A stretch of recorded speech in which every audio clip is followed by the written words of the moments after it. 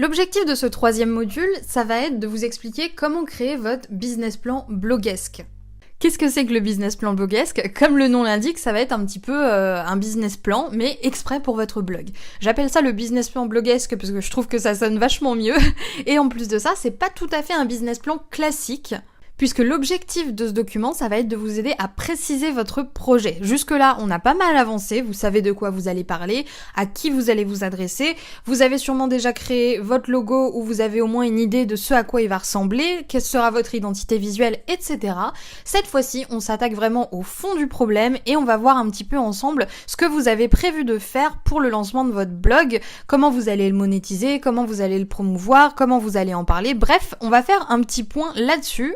Avant de passer à l'installation la semaine prochaine, puisque là ce sera le dernier module entre guillemets de cette semaine, vous allez ensuite avoir des tutoriels et vous allez devoir donc créer votre logo, créer votre charte graphique et tout ça. Mais ce business plan, il est important à remplir pour plusieurs raisons. Non seulement ça va un petit peu vous recentrer, vous allez pouvoir faire un vrai bilan de ce que vous avez prévu, de quels sont vos objectifs avec le blog, de ce que vous voulez faire avec tout simplement, mais aussi une petite ébauche en fait de la stratégie que vous allez adopter pour que ce blog fonctionne et qu'il soit rentable. Donc pour ce module, on va repartir un petit peu sur le modèle de la fiche persona, c'est-à-dire que je vous ai proposé pour la fiche persona une fiche à remplir, et ben là ça va être exactement le même type de document, et comme pour la fiche persona, je vais vous expliquer point par point comment remplir ce business plan, parce qu'il y a forcément des choses que vous n'allez pas tout de suite comprendre si je vous les lèche comme ça en plein dans la figure, on va dire. Donc pas de panique, si vous ne comprenez pas quelque chose, cette vidéo est là pour ça, et encore une fois, l'adresse du support est toujours à votre disposition si vous avez la moindre interrogation.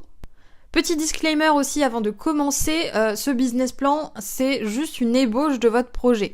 Je vous rappelle encore une fois, rien n'est gravé dans le marbre. Si à un moment donné vous voulez changer d'avis, si finalement vous trouvez que ce que vous avez écrit là-dessus, ça correspond pas finalement à ce que vous attendiez, à ce que vous espériez, ou que en fonction de l'avancement des modules, finalement vous changez d'avis, vous aurez toujours la possibilité de le modifier, de le corriger, etc. Là vraiment, l'objectif c'est qu'on ait une vision globale, une vision d'ensemble de ce qui nous attend pour les prochaines semaines, pour les prochains mois même d'ailleurs. On commence bien sûr ce business plan avec un élément essentiel dont on ne se lassera jamais, la date. C'est toujours important de dater vos documents quand vous faites des fichiers comme ça parce que, comme je l'ai dit juste avant, le blog c'est très évolutif. Donc c'est important que vous sachiez à quelle date correspond quel fichier. Donc là vous notez la date où vous allez commencer à remplir le business plan. Comme ça, une fois que vous le ressortez, vous vous demanderez pas, oh là là, ça date de quand, est-ce que c'est toujours ce que je fais actuellement, etc. Donc on commence par noter la date. On arrive maintenant à la partie présentation, qui est assez simple, toute somme. Donc là, on va écrire le nom du blog, normalement que vous avez trouvé si vous avez suivi le premier module sur le personal branding, le branding en général et l'identité numérique.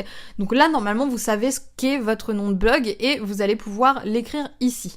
Le slogan du blog, c'est une petite phrase en fait qui va venir un petit peu présenter votre projet, qui va venir un petit peu définir votre blog.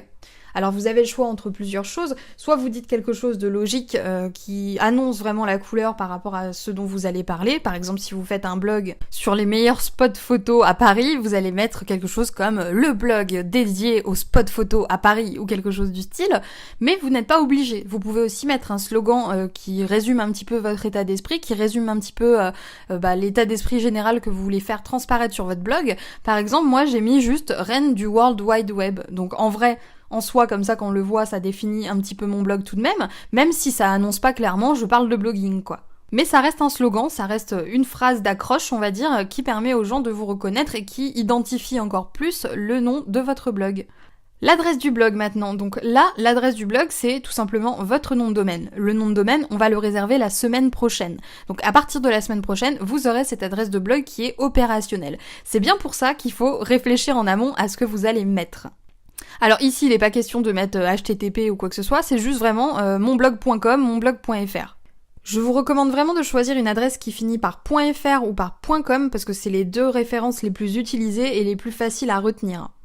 Pour ce qui est du reste de l'adresse du blog, moi ce que je vous recommande aussi c'est de ne choisir que des lettres et d'éviter les tirets. Si bien sûr vous avez plusieurs mots, vous pouvez mettre des tirets, moi je le déconseille parce que les gens quand ils retiennent le nom d'un blog, ils retiennent les lettres en fait, tout simplement.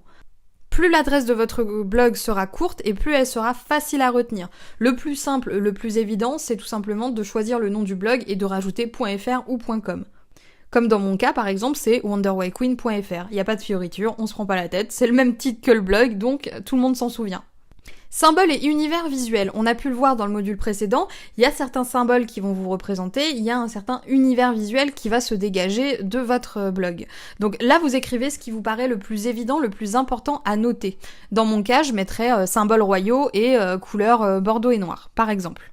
Juste après la présentation, qui était assez simple, on est sur mon discours. Alors ce que j'appelle mon discours, c'est comment vous présentez votre blog, comment vous allez parler de votre blog, comment vous allez le présenter en fait, tout simplement. Si vous en parliez à quelqu'un qui ne connaît pas du tout, qu'est-ce que vous diriez? Deux versions là encore une fois, on a la version pitch, qui est donc une version très très courte, qui doit faire entre 1 et 2 phrases grand maximum.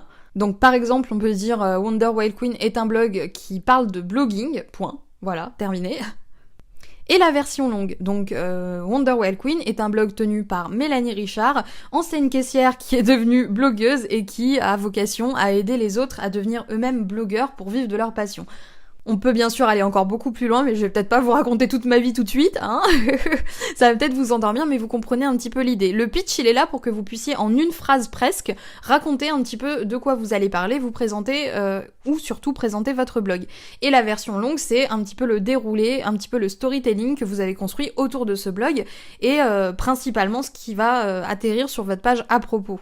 Juste en dessous, vous l'avez vu, j'ai mis la petite phrase magique, j'aide les, donc là bien sûr vous remplacez persona par le type de persona que vous visez en priorité, là vous remplacez objectif par l'objectif que vous aimeriez amener ces personas à atteindre, et même si, et là vous rajoutez bien sûr à la place des éventuelles contraintes, les éventuelles contraintes que peuvent rencontrer le plus souvent possible en tout cas ces personas.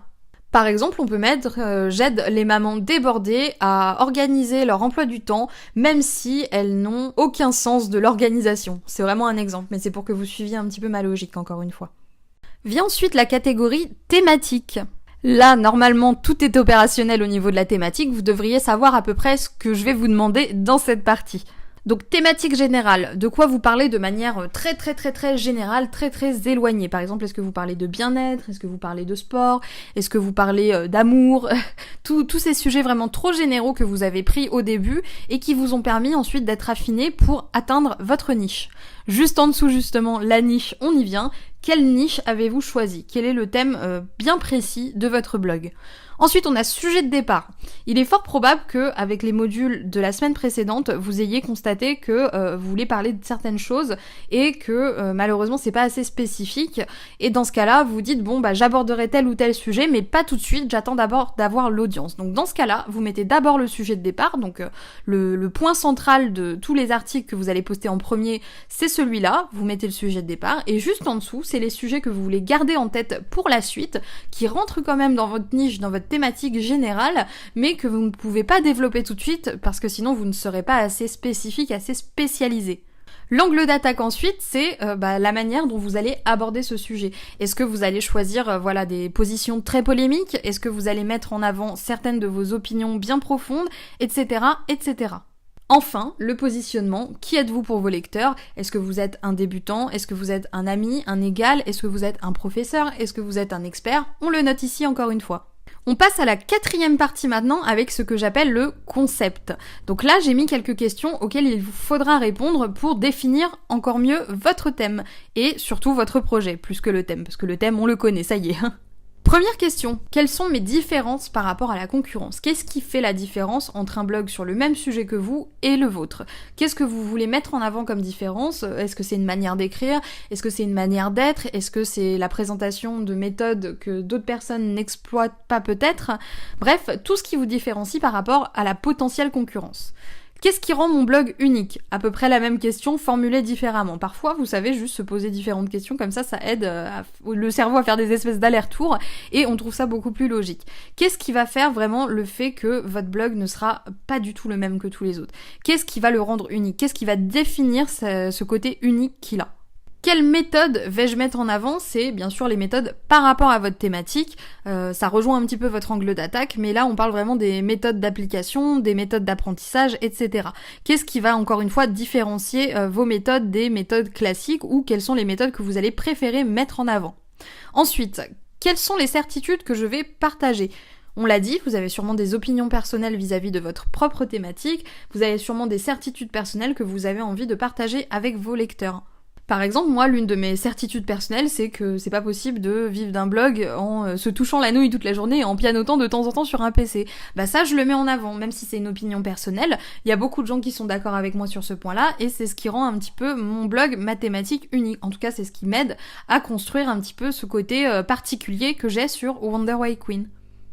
Quelles sont les polémiques que je vais défendre? Quels sont les sujets que vous connaissez et que vous savez qui sont un petit peu touchy, qui sont un petit peu délicats à aborder, mais sur lesquels vous avez un avis bien tranché et que vous voulez mettre en avant sur votre blog? Tout ça, bien sûr, ça récapitule un petit peu tout ce qu'on a pu voir à partir du début. Donc là, l'idée, c'est bien sûr de récapituler un petit peu toutes les pensées qui ont traversé votre tête depuis ces 2 dernières semaines pour en faire un document vraiment complet qui va vous permettre justement d'y revenir de temps en temps et que vous allez pouvoir utiliser pour vous rassurer, pour vous rappeler exactement d'où vous venez et ce que vous voulez faire en tout premier lieu. On passe maintenant à la partie persona. Alors bien entendu, on a rempli des fiches persona qui sont suffisamment complètes comme ça. Il n'est pas question non plus de tout recommencer à zéro, rassurez-vous. Ici, on va juste noter un petit peu les informations principales rattachées au persona qu'on a choisi. Donc j'ai mis des questions assez simples, vous n'êtes pas obligé de développer en profondeur, c'est vraiment pour avoir une vision d'ensemble. Premièrement, qui est mon persona principal? Qui sont les personnes que vous visez en priorité? Alors là, encore une fois, on a mis plein d'informations sur cette personne-là. Moi, je vous dis juste de, peut-être mettre son prénom si vous lui avez trouvé un prénom, sa tranche d'âge, bref, ses caractéristiques les plus essentielles, les plus importantes, celles que vous devez garder en tête en permanence. Tout le reste, limite, c'est du goodies. Idem pour la question du dessous, qui sont mes personas annexes? Vous présentez rapidement les personas annexes. Toujours sans trop rentrer dans les détails parce que de toute façon, on peut se référer aux fiches persona qu'on a créées dans le module précédent. Ensuite, quels sont les objectifs principaux de ces personas? Il y a sûrement des objectifs généraux qui correspondent un petit peu à tous vos personas et c'est ici que vous allez les noter, histoire d'avoir en vue en fait ce que vos personas recherchent surtout. Quels sont leurs plus gros problèmes? Idem, quand vous avez construit les fiches persona, peut-être que vous avez même fait un sondage, il y a sûrement des problèmes plus importants que d'autres qui sont ressortis. Du coup, je vous invite à les noter ici. Comme ça, sur votre business plan bloguesque, vous avez vraiment le récapitulatif de tout.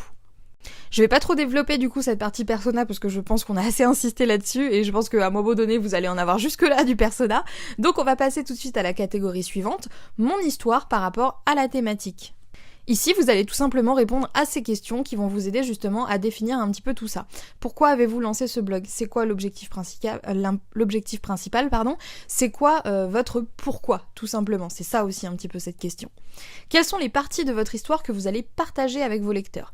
Alors quand je pose cette question, encore une fois, c'est toujours par rapport à votre thématique. Là aussi, on en a parlé au niveau du personal branding. C'est très bien de partager son expérience, mais il faut que ce soit cohérent avec la thématique que vous abordez. Là, c'est pas non plus on raconte toute votre vie sur ce document, c'est juste on raconte toute votre vie par rapport à la thématique que vous avez choisie et surtout les portions de votre histoire, les petites anecdotes éventuelles que vous avez qui se rattachent à cette thématique et que vous voulez partager avec vos lecteurs. Ensuite, quel est mon niveau dans la thématique? Alors là, bien sûr, il va falloir prendre un petit peu de recul. Est-ce que vous pensez être un débutant, un novice? Est-ce que vous pensez avoir un niveau intermédiaire? Comment vous décriveriez, je sais pas si ça se dit comme ça, j'espère, comment vous décriveriez donc votre niveau dans la thématique? Quelles sont mes compétences? On est toujours dans la thématique là. Quelles sont vos compétences? C'est-à-dire, qu'est-ce que vous savez faire mieux que les autres? Qu'est-ce que vous considérez comme acquis par rapport à cette thématique? Et donc, quelles compétences finalement vous allez pouvoir partager avec vos lecteurs par rapport à la thématique en question? Sous quel nom vais-je bloguer? Alors, est-ce que vous allez bloguer sur votre vrai nom, ce que je vous recommande quand même, mais c'est pas une obligation encore une fois, ou est-ce que vous allez prendre un pseudonyme? Si vous allez prendre un pseudonyme, quel est ce pseudonyme? Il faut l'écrire ici. Question qui se rattache un petit peu à cette identité, vais-je montrer ma photo ou un avatar? Idem, là vous avez juste à répondre une photo, un avatar, et si vous voulez mettre un avatar, essayez de décrire un petit peu quel type d'avatar. Est-ce que vous allez le créer avec Face Your Manga comme je vous l'ai conseillé, ou est-ce que vous allez mettre juste une image qui représente un petit peu qui vous êtes? Ensuite, on a la partie mon contenu. Quel type de contenu vais-je poster? Est-ce que vous allez poster juste des articles? Alors je pense que là tout le monde va écrire article, on est quand même dans l'idée de faire un blog, mais est-ce qu'éventuellement vous voulez vous orienter vers la vidéo? Petit aparté sur la vidéo, si vous postez des vidéos, moi je vous conseille de les poster sur YouTube. C'est pas une obligation. être blogueur, ça veut pas dire être sur YouTube, mais YouTube, ça peut vous permettre en fait de toucher une audience en plus de votre blog, tout en faisant des articles sur le même sujet tout en faisant des vidéos sur le même sujet que vos articles. Est-ce que sinon vous voulez faire du podcast audio, c'est-à-dire vous enregistrer en train de parler et partager les fichiers audio? Bref, il y a plein de contenus différents qu'on peut proposer à nos lecteurs et je vous invite à vous poser la question maintenant et à vous dire, bon, est-ce que l'objectif c'est juste de faire des articles de blog ou est-ce que derrière vous avez envie de rajouter un autre format comme la vidéo ou le podcast? Ensuite, quelles sont les 5 catégories principales de mon blog? Alors, en fonction de votre thématique, il y a forcément plusieurs catégories dans lesquelles vous allez pouvoir classer vos articles. Par exemple, si vous tenez un blog sur comment récupérer son ex après une rupture, il y a plusieurs catégories qui peuvent découler de ça, même si la thématique est déjà bien choisie, bien nichée, etc. Par exemple, il y aurait la partie gérer la jalousie. Il y aurait la catégorie aussi comment communiquer avec son ex, etc., etc. Donc posez-vous la question, si vous deviez en choisir 5, dans quelle catégorie vous pourriez classer vos articles? Quels sont les différents thèmes, enfin sous-thèmes là pour le coup, que vous pourriez aborder par rapport à votre thématique de base? Question très importante, combien de fois allez-vous poster chaque semaine? Alors je mets chaque semaine parce que pour moi, vraiment, le grand minimum du minimum du minimum, c'est de poster une fois par semaine. Pour moi, vous ne devez pas aller en dessous, encore plus si vous êtes dans un nouveau blog. Alors, si vous faites un article par semaine, c'est très bien, hein, vous n'avez pas non plus besoin d'en faire plus, mais si vous voulez en faire plus, sachez que plus il y aura de contenu sur votre blog, plus forcément les gens auront de la facilité à accrocher. Parce qu'au début, votre blog, il risque d'être un petit peu vide, entre guillemets, et forcément, si vous imposez un rythme un peu plus élevé, par exemple 2 articles par semaine, bah vous allez remplir le blog plus vite, et donc les lecteurs qui vont arriver vont avoir plus de contenu et vont peut-être plus accrocher à vos contenus. Donc là, encore une fois, ça dépend de votre organisation, ça dépend de votre temps disponible et aussi de votre inspiration. Ne vous dites pas je vais faire un article par jour si jamais vous savez très bien au fond de vous que vous n'aurez jamais le temps ni la motivation de faire ça. Fixez-vous un rythme raisonnable en sachant qu'un article par semaine c'est vraiment un grand minimum. Moi au début quand j'ai commencé j'étais à 2-3 articles par semaine et maintenant je fais plus qu'un article par semaine. Mais je descendrai jamais en dessous des 1 article par semaine. Donc posez-vous la question et soyez raisonnable. Surtout parce qu'un article ça va prendre du temps à écrire. Surtout au début vous risquez de devoir vous faire un petit peu la main si c'est un exercice auquel vous n'êtes pas forcément habitué. Donc avant que l'habitude arrive et que vous écriviez vos articles très très vite, vous risquez de ramer un petit peu, avouons-le. Donc soyez quand même réaliste avec ça et ne vous fixez pas non plus des objectifs inatteignables parce que c'est la meilleure façon de vous décourager et d'abandonner votre blog en plein milieu parce que vous vous êtes fixé des objectifs trop fous, quoi.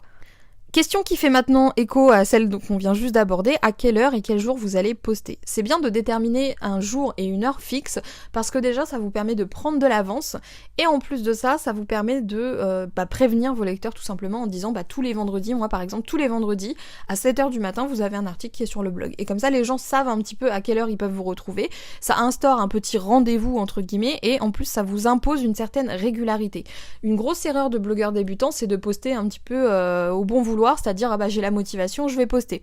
Erreur que j'ai faite à mes débuts. Mais dès l'instant où j'ai commencé à être régulière, à me fixer des jours bien précis, non seulement j'ai réussi à prendre de l'avance sur mon planning, parce que forcément vu que l'article était posté pour le vendredi, si je l'écrivais lundi, fallait que j'attende le vendredi pour le poster, mais en plus de ça, les gens ont vu que c'était tout de suite plus sérieux, plus structuré, et forcément mon trafic a augmenté et j'ai pu fidéliser beaucoup plus mes lecteurs. Donc je vous conseille de réfléchir à ça tout de suite, en fonction de votre persona, à quelle heure il aurait le plus envie de visionner et de lire vos articles. Moi j'ai pris le vendredi à 7h parce que je sais que les entrepreneurs se lèvent assez tôt. Le vendredi on est en fin de semaine donc on est plus dans le délire, voilà, on va un petit peu faire un petit peu le point sur notre situation. Bref, c'est pas choisi innocemment non plus en fait. Donc c'est à vous de voir aussi en fonction à la fois de votre emploi du temps mais aussi en fonction des horaires de votre persona. Ça tombe bien, on l'a noté sur la fiche persona donc je vous invite à aller revoir la ligne où vous aviez noté quels étaient les horaires en fait un petit peu de votre persona pour voir si vous devriez poster le matin, l'après-midi ou autre. Là, j'ai pas de données exactes à vous donner parce que encore une fois, ça dépend du persona, ça dépend de la thématique, ça dépend de plein de choses. Donc à vous de juger un petit peu quand est-ce que vous devez poster ce fameux article ou ces fameux articles si vous avez le courage d'en poster plusieurs par semaine. Enfin, dernière question par rapport au contenu, que dois-je inclure systématiquement dans mes contenus ? Alors là, c'est une question un petit peu abstraite et c'est volontaire. On en a parlé pour que vous soyez un petit peu original, pour que votre blog soit un petit peu original. Il y a sûrement certains éléments que vous devez mettre dans vos articles pour qu'ils soient un petit peu différents des autres. Dans mon cas, moi, c'est les blagues non drôles. Moi, j'appelle ça comme ça. Bref, c'est toutes les petites fantaisies, les choses qu'on n'a peut-être pas l'habitude de voir dans un milieu entrepreneurial qui est beaucoup plus sérieux, que je m'attache à inclure dans chacun de mes articles parce que ça fait un petit peu, entre guillemets, mon style rédactionnel et c'est ce qui rend mes articles différents des autres. Donc vous aussi, vous avez sûrement eu des idées comme ça quand on a parlé de personal branding. Il y a forcément des choses qui vous différencient, il faut les écrire ici, les choses qui vous différencient dans le contenu. Attention, il n'est pas question d'identité visuelle ou quoi, mais qu'est-ce qui rend vos contenus exceptionnels par rapport aux autres ?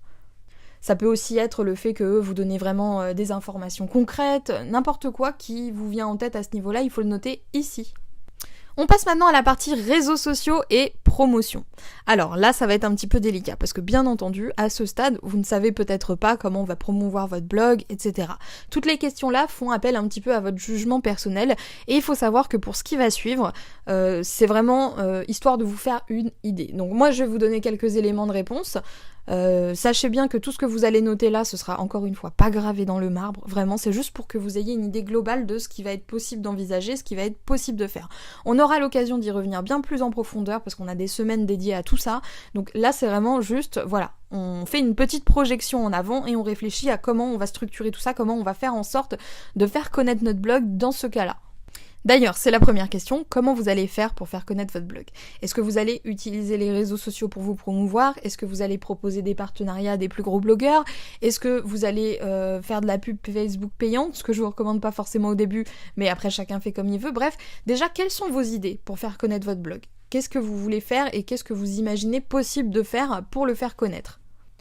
Quels sont les réseaux sociaux sur lesquels je vais baser ma communication en premier ? Est-ce que vous allez plus vous orienter vers Facebook, vers Pinterest, vers Instagram ? Il y a tellement de réseaux sociaux en fait qu'il va falloir un petit peu déterminer lesquels vous préférez entre guillemets ou lesquels vous devriez vous intéresser ou lesquels surtout vous prévoyez de vous intéresser pour faire la promotion de votre blog. Quel sera mon pseudo sur ces réseaux sociaux ? Si vous écoutez bien ce que je vous dis depuis le début, l'idéal c'est que vous choisissiez tout simplement le nom de votre blog. Mais parfois, on choisit un nom de blog et quand on choisit notre pseudo Instagram, on se rend compte que le nom est déjà pris, ce qui est un petit peu embêtant. Donc là, il va peut-être falloir aussi envisager des petits noms alternatifs qui sont toujours sur la même structure, qui rappellent toujours votre nom de blog basique, mais avec un petit changement juste pour ces réseaux où le nom sera déjà pris. Alors avec un peu de chance, le nom ne sera pas déjà pris, mais si jamais c'est le cas, au moins vous avez eu un plan B, on va dire, pour ne pas trop vous gratter la tête au moment où on va paramétrer les réseaux sociaux. À quelle fréquence vais-je alimenter ces réseaux sociaux ? Donc pour chacun des réseaux que vous allez citer plus haut, il va falloir décider si vous allez poster tous les jours, si vous allez poster toutes les semaines, si vous allez poster plusieurs fois par jour. En tout cas, au moins y réfléchir. Encore une fois, là on est dans la projection, rien n'est sûr à 200%, c'est juste vous, par rapport à vous, là où vous en êtes, par rapport au projet que vous avez, comment vous le sentez, comment vous voyez les choses, à quelle fréquence vous pensez être capable d'alimenter ces réseaux sociaux. À quelle fréquence vous devriez alimenter ces réseaux sociaux surtout pour atteindre le succès escompté, celui que vous espérez atteindre. Quelles sont mes idées de post pour ces réseaux ? Alors bien sûr, vous allez devoir poster des choses qui diffèrent un petit peu de votre blog. Si vous ne faites que partager vos articles de blog, ça risque de ne pas intéresser les gens parce que les réseaux sociaux, on les suit pas pour avoir de la pub grossièrement dit. D'ailleurs, sur Instagram, généralement, ce qu'on dit, c'est que 30% de vos publications doivent être de l'auto-promo. Pour le reste, vous devez faire quelque chose d'un petit peu original. Est-ce que vous allez poster des photos de vous ? Est-ce que vous allez faire des posts un petit peu conseils ? Quelles idées, en fait, vous avez pour alimenter ces réseaux sociaux de manière un petit peu indépendante du blog, tout en restant dans votre thématique, sachant que les réseaux sociaux, l'objectif c'est d'attirer des personnes intéressées par ce que vous proposez et aussi de fidéliser un petit peu vos lecteurs. Donc qu'est-ce qui vous vient en tête là tout de suite ? Qu'est-ce que vous voulez mettre en place ? Encore une fois, on aura l'occasion de le préciser. Là, c'est vraiment pour jeter vos premières idées. Qui pourrais-je interviewer dans ma thématique ? Ça va être un bon moyen aussi de vous faire connaître. Peut-être que par rapport à votre thématique, il y a déjà des personnes qui sont bien installées, ou peut-être qu'il y a des personnes qui vous inspirent, que vous suivez sur le sujet. Alors, toutes ces personnes-là ne vous diront peut-être pas oui pour répondre à une interview, mais ça vaut la peine de leur demander. Donc, on va faire un petit brainstorming, on va réfléchir à qui est-ce qu'on pourrait interviewer dans la thématique, qui est-ce qui pourrait apporter une vraie valeur à nos lecteurs, à qui on pourrait poser de vraies questions, en sachant que si vous visez, on va dire, des blogueurs, généralement les blogueurs blogueurs acceptent tous les interviews parce que on aime tous se faire interviewer, on aime tous qu'on nous pose des questions. En tout cas moi, quand on me propose des interviews, je refuse très rarement parce que forcément ça flatte aussi un peu l'ego et c'est toujours intéressant qu'on nous pose des questions, qu'on puisse y répondre, etc. Donc vous avez sûrement des personnes comme ça, des grandes figures entre guillemets dans votre thématique, et ne vous arrêtez pas au fait que peut-être que ces grandes figures entre guillemets sont inatteignables, ont beaucoup trop de succès, etc. Encore une fois, si vous ne demandez pas la réponse, ce sera toujours non. Mais si vous demandez, il y a peut-être une chance que le miracle opère et que cette personne-là finalement vous dise oui. Où pourrais-je poster des articles invités? Alors les articles invités, qu'est-ce que c'est? En fait, tout simplement, vous allez proposer un article que vous allez écrire pour quelqu'un qui a déjà un blog bien installé, qui a déjà des visites. Souvent, les personnes qui ont un blog qui tourne déjà très très bien, elles commencent un peu à avoir la flemme d'écrire des articles. Donc soit elles font appel à des rédacteurs web, soit elles acceptent toutes sortes d'articles invités de qualité. Vous allez pouvoir faire ce genre de choses en fait chez la concurrence, vous savez, entre grosses guillemets la concurrence, parce que c'est pour ça que je vous dis qu'on peut collaborer avec ces gens-là. On peut leur proposer des articles invités, et souvent les articles invités, bien sûr, on va vous créditer. On va dire cet article a été rédigé par machin truc du blog machin truc. Et du coup, si vous postez un article de ce type-là chez un concurrent entre guillemets qui est mieux installé que vous, ça peut vous donner une certaine exposition. Donc réfléchissez à ça, il y a sûrement des blogs qui se trouvent déjà dans votre thématique ou éventuellement dans une thématique voisine de la vôtre qui peut se rejoindre, etc. Où est-ce que vous allez pouvoir poster des articles invités? Petit aparté aussi à ce niveau-là, n'oubliez pas que dans le groupe des Kings du blogging, vous êtes plusieurs à suivre cette formation et chacun d'entre vous a une thématique différente. Mais on peut toujours faire des liens entre différentes thématiques et dans ce sens-là, moi je vous invite à collaborer ensemble au niveau des articles invités parce que vu que vous allez grimper ensemble, certes vous n'aurez pas tout de suite tous un énorme trafic, mais au moins vous allez pouvoir vous partager des lecteurs et vous faire des promos comme ça. Et ça vous fait toujours un article de plus, donc un peu moins de travail on va dire à effectuer. Avec qui puis-je collaborer? Là, c'est pour toutes les autres histoires de interviews, articles invités, etc. Ou éventuellement les personnes avec qui vous voulez faire des partenariats. Peut-être que dans votre cas, il y a des entreprises qui proposent des choses qui vont en rapport avec votre thématique, etc. Toutes vos idées de collaboration, je vous invite à les noter ici. Le process de lancement maintenant. Quelles tâches vous allez devoir effectuer chaque jour? Qu'est-ce que vous allez devoir faire chaque jour pour que votre blog fonctionne? Ça peut être répondre aux mails, écrire au moins un petit peu un bout d'article, poster sur les réseaux sociaux comme on l'a dit, répondre aux commentaires, bref, toutes ces tâches-là, imaginez-vous, fermez les yeux limite, réfléchissez, dites-vous, ok, mon blog il est lancé, tout se passe entre guillemets comme prévu, qu'est-ce que j'ai à faire chaque jour pour que ça continue, pour que les résultats continuent à se déployer, quelles sont mes tâches quotidiennes en fait. Juste en dessous, on a quelles sont les tâches que je devrais effectuer chaque semaine. Donc même question, chaque semaine, quel type de bilan vous devez faire? Est-ce que vous devez rédiger un article? Est-ce que vous devez faire un bilan au niveau des statistiques? Est-ce que vous devez, faire les visuels de vos articles? Enfin bref, quelles sont les tâches comme ça que vous voulez vous découper? Moi je vous conseille vraiment de découper à la fois par jour, par semaine et par mois. Mais là encore une fois, pour toute la suite, ce n'est pas gravé dans le marbre. De toute façon, le tout dernier module, on n'y est pas encore, hein, rassurez-vous, mais le tout dernier module de la formation est vraiment dédié à ce process, on va dire, qui va vous permettre de faire durer votre blog sur le long terme et de vous organiser un petit peu plus précisément de cette manière-là une fois que le blog sera lancé. Quelles tâches devrais-je effectuer chaque mois? Alors bien sûr, il y a des tâches qu'on a besoin d'effectuer juste une fois par mois et c'est ce que je vous invite à faire. Là, je pense par exemple à la sauvegarde du blog. Vous allez devoir sauvegarder votre blog assez régulièrement quand même pour éviter de perdre un maximum de choses si jamais un jour il y a une couille dans le pâté. Du coup, forcément, moi je serais vous, je noterais ça. En tout cas, moi sur mes tâches à faire chaque mois, il y a écrit sauvegarder le blog. Bien sûr, là c'est un exemple, il y a sûrement plein d'autres choses qu'on peut faire chaque mois, je vous invite à y réfléchir en amont. On passe à la partie parcours client. Alors, là, il va falloir vous poser quelques questions et c'est important que vous preniez bien le temps de réfléchir à ça. Comment les clients, les lecteurs vont-ils vous trouver? Est-ce qu'ils vont vous trouver via les réseaux sociaux? Est-ce que c'est par le bouche à oreille? Est-ce que vous avez des idées comme ça d'endroits où vous pourriez éventuellement faire votre promotion? Mettez-vous dans la peau d'un lecteur qui découvre votre blog. Par quel chemin est-il arrivé? Est-ce que c'est par Pinterest? Est-ce que c'est un article invité que vous avez posté? Bref, c'est quoi le chemin classique, entre guillemets, qui permet aux gens de tomber sur votre blog? Ensuite, sur quel contenu tomberont-ils en premier? Est-ce qu'ils vont arriver sur votre page d'accueil? Est-ce qu'ils vont arriver via un article spécifique? Est-ce qu'ils vont arriver via votre newsletter? Comment vous voulez qu'ils arrivent en priorité? C'est quoi le premier contenu que vous voulez leur montrer? Et comment vous pouvez faire pour qu'ils arrivent sur ce contenu-là en premier? Question plus compliquée. Comment vais-je les convaincre d'acheter ? Vous allez sûrement vendre quelque chose, que ce soit les produits d'un autre ou vos propres produits. Comment vous allez faire pour que ces gens-là, ils aient envie au moins de se poser la question est-ce que j'achèterai ce produit ? Est-ce que je ferai confiance à cette personne-là ? C'est quoi vos arguments ? Est-ce que c'est parce que vous êtes meilleur que les autres ? Est-ce que votre méthode, elle répond à un besoin bien précis ? Est-ce que c'est parce que vous vous y connaissez bien ? Mettez-vous dans la peau de quelqu'un qui découvre votre blog et demandez-vous vraiment qu'est-ce qui vous conviendrait, qu'est-ce qui vous convaincrait, de faire confiance et d'acheter. Là encore, on va avoir vraiment l'occasion d'en reparler, mais c'est bien de se poser la question un petit peu à l'avance.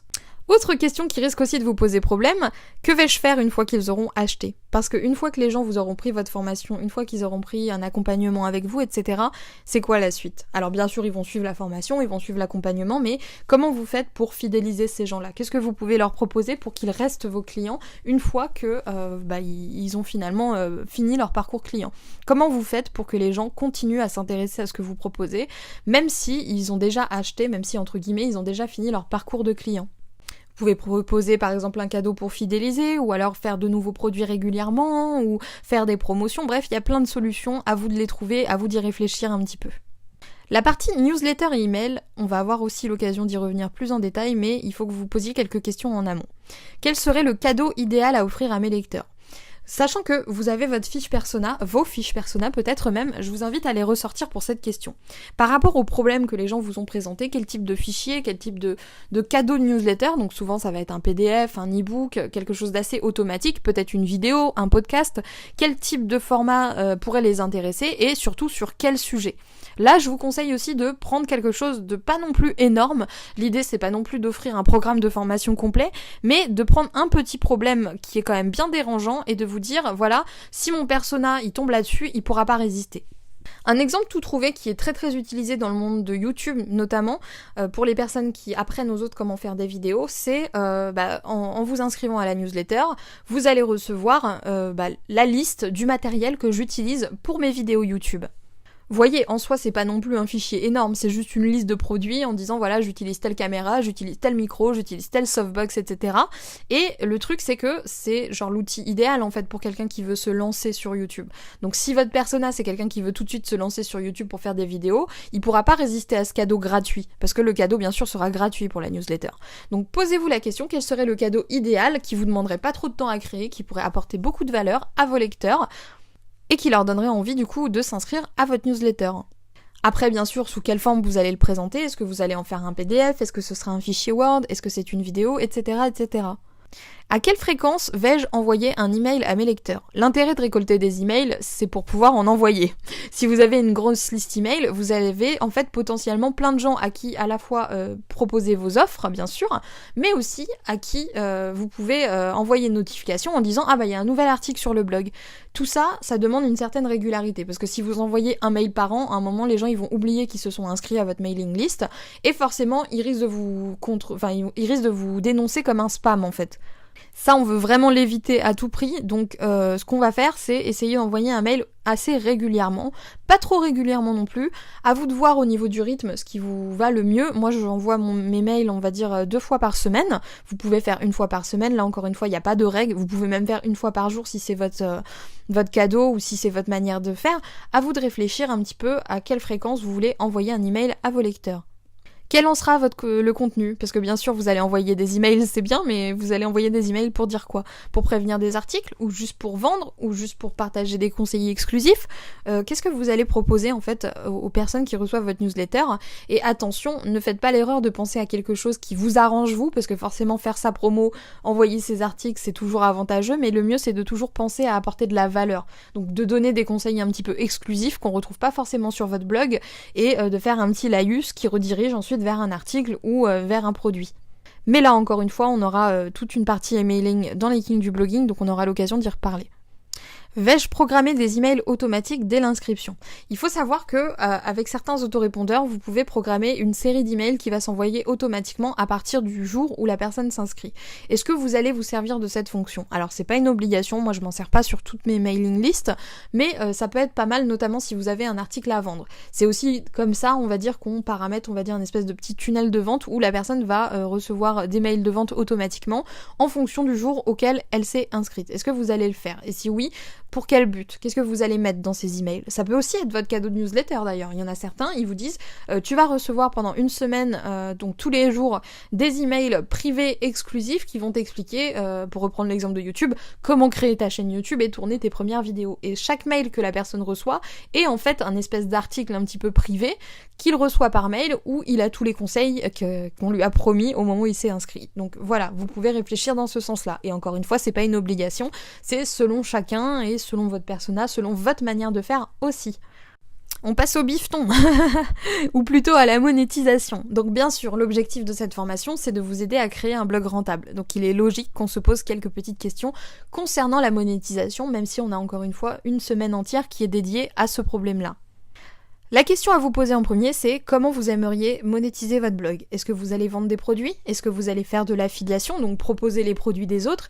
Est-ce que vous allez vendre des produits physiques? Est-ce que vous allez vendre des formations? Est-ce que vous allez vendre des accompagnements ou des coachings? Qu'est-ce que vous allez proposer à vos lecteurs en échange d'argent, grossièrement dit? Là, je vous ai mis quelques petites pistes de réflexion. Quel type d'e-book vous pourriez écrire et à quel prix vous pourriez proposer ces e-books? Alors bien sûr, si vous ne voulez pas écrire d'e-book, vous n'êtes pas obligé de remplir cette question. Vous pouvez la supprimer et passer à la question suivante. Mais c'est bien de se poser ces questions-là en amont. Et encore une fois, pour tout ce qui est produit, basez-vous sur les problématiques de vos personas. Basez-vous sur ce qui les frustre, ce qui les embête en reprenant votre fiche persona et essayez de voir ce qui serait intéressant pour eux de se procurer. Ne faites pas l'erreur en fait de faire votre produit idéal pour vous. La cible c'est pas vous, vous n'allez pas acheter votre propre produit. L'idée c'est que votre persona soit convaincu par ce que vous proposez. Par exemple, moi j'adore les carnets, mais si je me mets à sortir une formation comment remplir ces carnets, ça va pas intéresser grand monde à part moi en fait. Donc voilà pourquoi il faut se poser cette question-là en amont. Idem pour les formations. Quelle formation pourrais-je créer et à quel prix? Alors posez-vous toujours la question à quel prix? Même si le prix ne sera jamais définitif pour l'instant, quel prix vous pensez être raisonnable par rapport à ce que vous avez en tête par rapport aux produits, aux services, c'est la question juste en dessous, que vous allez proposer. Une autre question aussi qui va peut-être pouvoir vous servir au niveau, surtout si vous êtes chômeur actuellement ou si vous êtes à la maison et que vous avez besoin d'argent très très vite, quelque chose que je recommande de faire en parallèle du blog, c'est de proposer des prestations de services en dehors du blog. Vous avez des sites comme le site que j'ai cité pour les graphismes là, le 5euros.com par exemple, où vous pouvez proposer des microservices à 5 euros. Et forcément, en proposant des microservices à 5 euros, bon, ça fait rentrer un petit peu d'argent, c'est pas mal, et ça vous permet aussi de monétiser un petit peu vos compétences en travaillant à la maison, en parallèle de votre blog, parce que le blog, malheureusement, il risque de pas vous rapporter beaucoup d'argent d'un coup. Il faut d'abord construire une audience, etc. Ça risque de vous rapporter de l'argent, mais pas beaucoup d'argent tout de suite. Ça monte vraiment graduellement, donc il faut bien en avoir conscience. C'est pour ça que si vous êtes un petit peu dans l'urgence de gagner rapidement votre vie, je vous conseille vraiment de proposer des prestations annexes qui ont un rapport ou non avec votre thématique, mais c'est bien de se poser la question à ce moment-là. Donc, qu'est-ce que vous pourriez proposer comme prestation? À ce niveau-là, je vous invite à aller voir justement le site 5euros.com parce qu'il y a vraiment de tout sur ce site-là et ça peut peut-être aussi vous inspirer. Auprès de qui aimerais-je faire de l'affiliation? Donc si vous voulez vendre des livres, est-ce que vous allez faire de l'affiliation à Amazon? Ou si vous proposez des formations en ligne, est-ce que vous allez contacter d'autres entrepreneurs pour rejoindre leur programme de formation? Ça encore, une fois, c'est des questions qu'il faut se poser en amont. Quel type de produit pourrais-je vendre en affiliation? Ça rejoint un petit peu la première. Est-ce que ce serait plus des produits physiques, des produits numériques, des produits de service? Qu'est-ce que vous voudriez vendre en touchant votre commission sans que ce soit vous en fait qui ait à fournir le travail, entre grosses guillemets, sans que ce soit vous qui ait à créer la formation ou à exercer le coaching ou le programme proposé? On passe à une partie que moi j'adore, c'est les objectifs. Donc là, on va faire un petit point sur ce que vous attendez avec ce blog. Déjà, quel serait votre premier objectif réaliste de chiffre d'affaires avec le blog? En gros, si vous vouliez, après 2 mois, à combien vous estimeriez cohérent d'espérer gagner de l'argent? Je sais pas si c'est très clair ce que j'ai dit. En gros, voilà, ça fait 2 mois que votre blog il est lancé. D'après vous, à combien vous pouvez vous attendre de revenus? À la fois par rapport à ce que vous avez défini dans la monétisation, donc regardez ce que vous avez mis au niveau de la monétisation et au niveau des prix, en tenant compte de ça, en étant réaliste, en étant cohérent, c'est quoi les tout premiers chiffres d'affaires auxquels vous pouvez vous attendre? Quel est mon objectif de survie en chiffre d'affaires? C'est quoi le minimum vital vraiment qu'il vous faudrait gagner pour pouvoir vivre à 100% de votre blog? Le minimum, vraiment ce qui est ric-rac au maximum et qui vous permettrait justement de vivre vraiment de cette activité-là. Alors là, on parle pas d'objectif de rêve, on parle vraiment d'objectif de survie, ce qui vous suffirait pour vivre. L'objectif de rêve, il arrive juste après. C'est quoi le chiffre d'affaires que vous aimeriez atteindre en fait? Alors, on a tous envie d'écrire 1 million là, on est bien d'accord. Moi je parle aussi en chiffre d'affaires par mois, hein. Vous pouvez mettre par an si c'est plus parlant pour vous, mais moi je me base souvent sur le mois, je trouve ça plus parlant pour moi. Votre objectif de rêve, c'est l'objectif à partir duquel vous vous direz bon bah c'est bon, je suis tranquille, non seulement je peux subvenir à mes besoins, mais en plus j'ai de quoi mettre de l'argent de côté, j'ai de quoi m'acheter ce que je veux, etc. Réfléchissez à ça, à partir de combien vous direz ah là je vis vraiment bien de mon blog et j'ai pas de soucis à me faire. Enfin, dernière question qui peut aussi être très intéressante pour la projection, d'ici un an après que votre blog soit lancé, quel chiffre d'affaires mensuel ou annuel vous pourriez espérer raisonnablement? Ça compte aussi le temps que vous pouvez y investir, le prix de vos produits, comment vous pensez évoluer. D'ici un an, d'après vous, vous gagnerez combien avec votre blog? Toutes ces questions-là, c'est très intéressant de se les poser parce que ça vous permet en fait de viser quelque chose. Une erreur qu'on fait quand on lance un blog, même un blog rentable, une erreur que j'ai faite aussi moi, c'est de ne pas se fixer d'objectifs. Sauf que si on ne se fixe pas d'objectifs, on ne vise rien en fait, on reste juste là et on attend que le temps passe. Dès l'instant où j'ai commencé à me fixer des objectifs de blogging, des objectifs de chiffre d'affaires surtout, ça m'a permis justement de fournir le travail nécessaire pour atteindre ces objectifs aussi régulièrement que possible.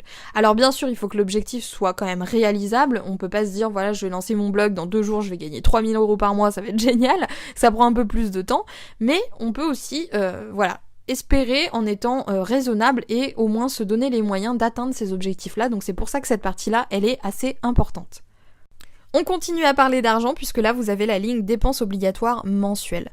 Alors là, je vous ai mis juste un truc à titre d'exemple qui est hébergement web, 1,20€ TTC par mois pendant 1 an et 9,60€ à partir du machin truc.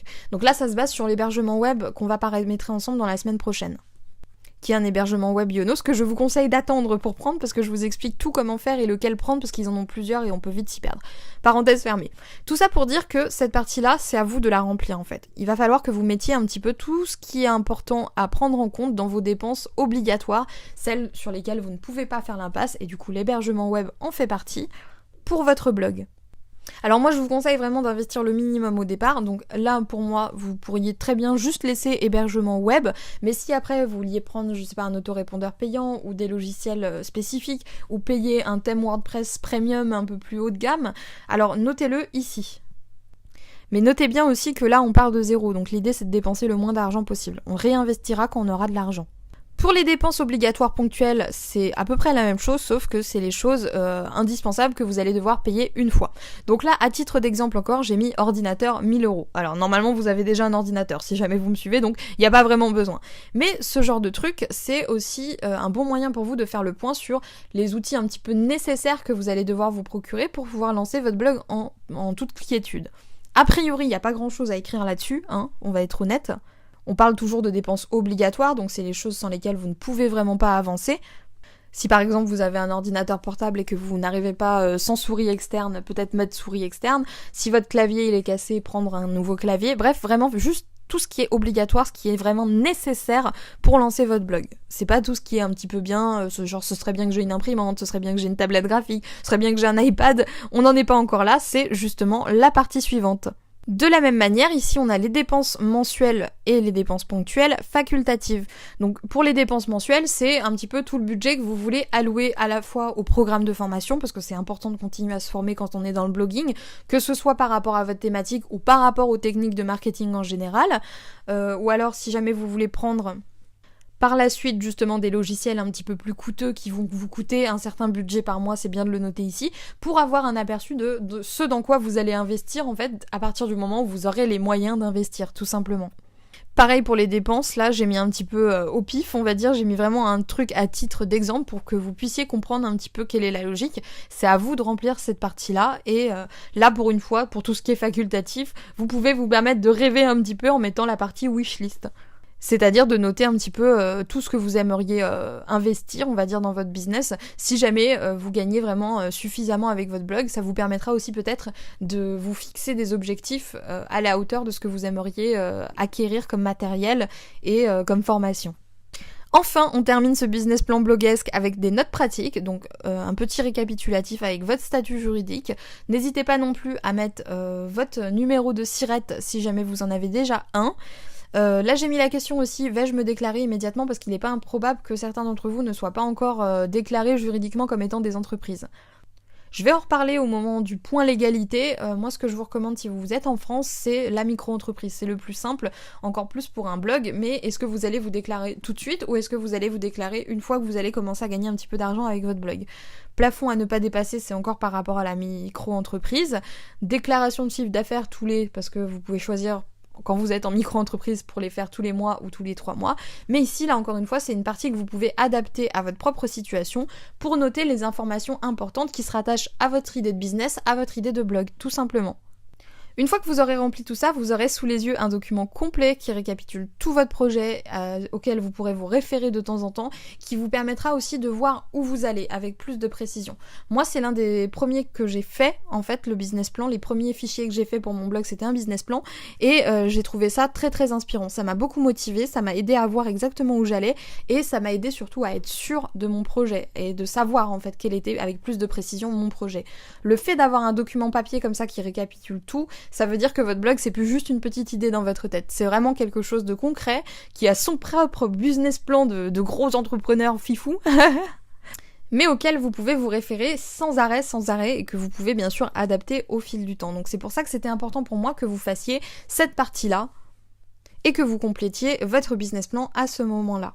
Pour la suite de la formation, là vous avez des tutoriels justement pour tout ce qui est logo, charte graphique, etc. Pour les vrais modules, on va dire, on se retrouve la semaine prochaine où on va apprendre ensemble à installer WordPress. Donc je vous souhaite bon courage, n'oubliez pas encore une fois que le support est disponible en cas de souci, et je vous dis à la semaine prochaine ou à tout de suite dans les tutoriels graphisme, en fonction de là où vous en êtes dans la formation.